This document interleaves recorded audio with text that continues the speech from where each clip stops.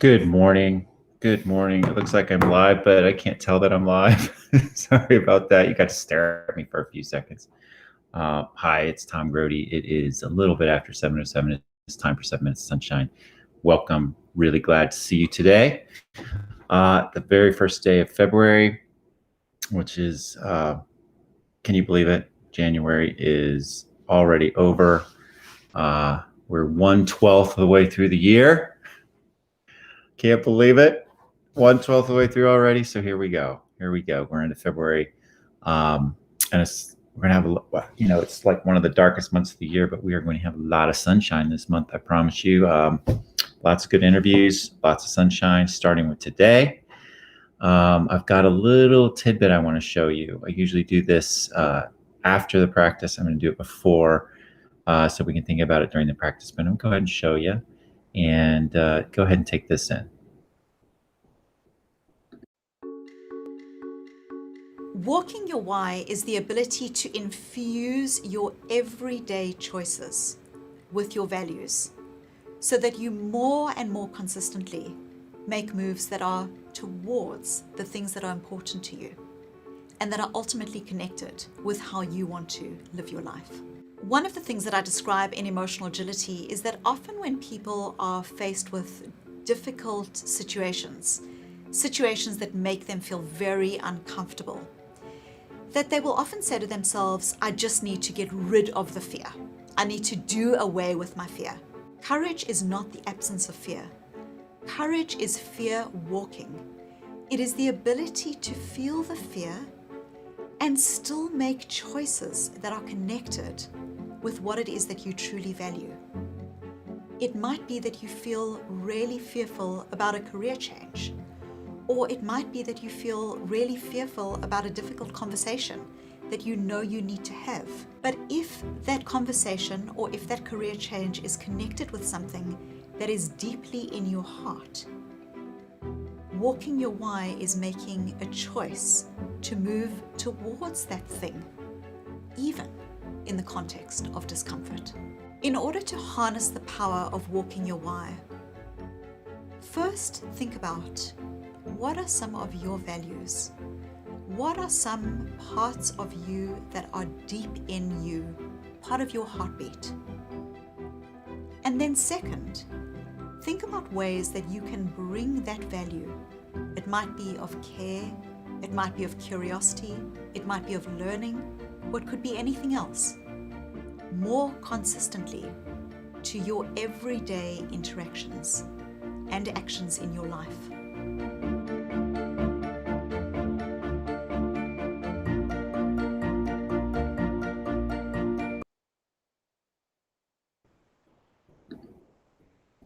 There you go. That's a good way to start the February. Since I talk a lot about values, I thought I would share Susan David's book, Emotional Agility. And this was triggered or brought to me by Michael Cavan. Thank you, Michael, if you're listening from Vietnam. And here's a little bit of another summary. So establishing our values allows us to access greater levels of willpower and grit. Yeah, you can't go wrong with that. Safeguard ourselves from negative influences as we're grounded in those values, and take meaningful action in our lives. So since I talk so much about values, I thought I was really intrigued by this particular author. And I thought I would do that on the front end of the practice, and we can run through the practice real quick. Keep that in mind. Keep that in mind as I go through the values, as I go through the practice real quick. So let's do that. Let's get this February started off to a great start. And let's start by rooting ourselves in our values. Rooting ourselves in our values, we got to start with knowing what they are. Mine are love, courage, family, and community. So really anchoring myself in those every day as I start the day, trying to filter everything I think about, everything I do through those values of love, courage, family, and community for me. And what are they for you? It just really is helpful. And then understanding what your superpower is. Mine is to inspire and to be in spirit so you can use it, connecting with the folks we love most in the world. And then, of course, we have the Dalai Lama. Always think as you wake up, Today, I'm fortunate to be alive. I have a precious human life, and I am not going to waste it. And finally, and then NDRE, we are worthy, we are deserving of respect and high regard simply because we exist. So it's worth it for us. We're worth understanding what our values are and holding to those values, no matter what other folks say, no matter what other folks do, because they're ours. That's who we are. And as we let our own light shine, we unconsciously give other people permission to do the same. As we are liberated from our own fear, our presence automatically liberates others. So shine that light. And then our self-care, we got to take care of ourselves. Just have to do it. It's non-negotiable. Always holding ourselves in the palm of our hands, always starting with loving ourselves. And then, a couple basic things that just help us feel better. Drink lots of water. We're like 70% water. Eat lots of fruits and vegetables, which, by the way, have a lot of water in them, and exercise.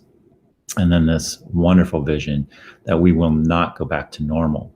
We won't do it. Normal never was. Our pre-corona existence was not normal, other than we normalized greed, inequity, exhaustion, depletion, extraction. We should not long return, my friends. We are being given the opportunity to stitch a new garment, one that fits humanity and nature. All right. And then a couple beautiful sentiments to take into your day, as I always do. And that is to remember that they are us. As we come across anyone, remember that they are us. Look for the common humanity, and let this grim era of demonization in America begin in here and now. What are we going to do to help make that happen? Call out from our new president. And always remember this: just try to lead with love, use the golden rule, and do the next right thing. Pretty simple. I've got that beautiful medallion. If you go to the website, or not the website, the Facebook page, you'll see that my cousin, Susan Grody, I sent her one of those in the mail, and she did a little video for me. And any of you that have gotten them, you want to do a little video, check out her, send it to me. I'll post it. You can post it yourself.